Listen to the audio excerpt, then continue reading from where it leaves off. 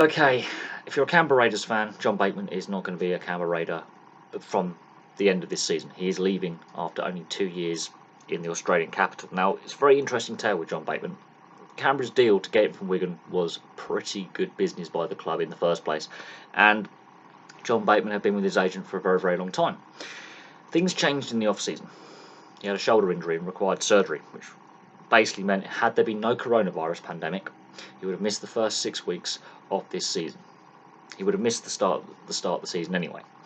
As it's turned out, he's fit and available to go, and he's not playing. There's a reason for that. He's changed his agent to a guy called Isaac Moses, and we have the same problem over here in European football as rugby league has in Australia, and that is agents manipulating the situation, A, to get their fee, and B, clubs and players obviously need representing, and agents, it's not a lot of transparency there.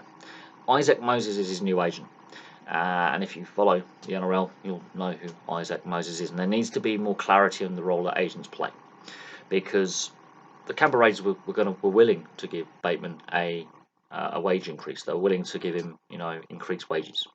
They're willing to pay him because he's played very, very well up to this point. He was a star player last year. Very versatile player. He can play in the back line, in the centres if need be, and he's also an 80-minute forward. The guy is a machine. He's one of the most talented utility players out there. He can play in the pack, and he can play in the back line. It's sort of what you need if you want to be a championship-winning team, is a player who can do that. The Raiders were willing to pay him an increase.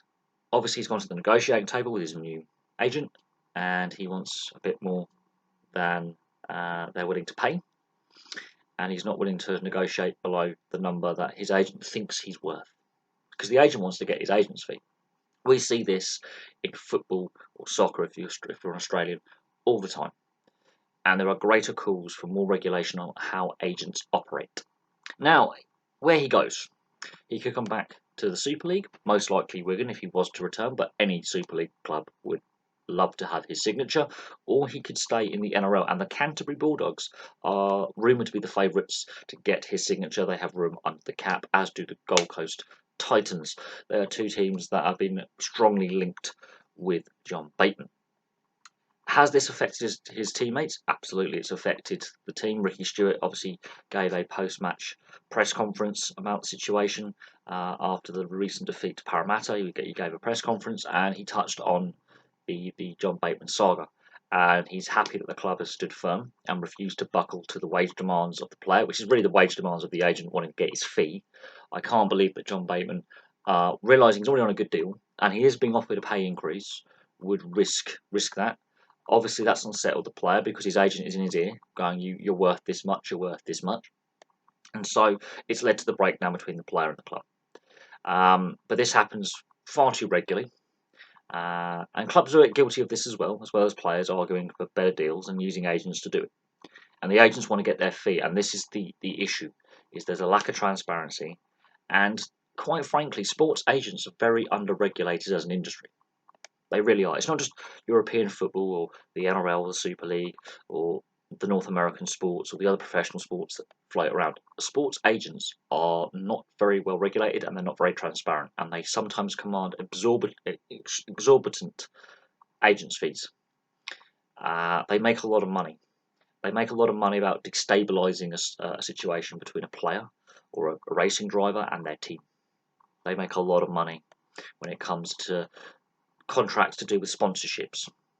So if a player is sponsored by Adidas for wearing his boots or their training kit, they are a slimy piece of work, some agents. And there are calls to really make the system more transparent. We'll see what happens with John Bateman. It's a massive loss to Canberra. It has clearly been unsettling for his teammates because it's a distraction that the Raiders don't need. And look at the dip in form since this all blew up in the news. Look at the dip in form of the team. It coincides with things breaking about John Bateman and the contract negotiations behind the scenes publicly, and it's become a bit of a PR nightmare for the team. The team have stood firm, so they will not be bullied by an agent into overpaying a player. But teams are also guilty of this, and it's a shame that the Raiders won't be re-signing John Bateman, but that means he's available for teams like the Canterbury Bulldogs or a return to the Super League. So it'll be interesting to see where he ends up. But thank you very much for watching. Place your thoughts below, and I'll have some more videos for you very, very soon.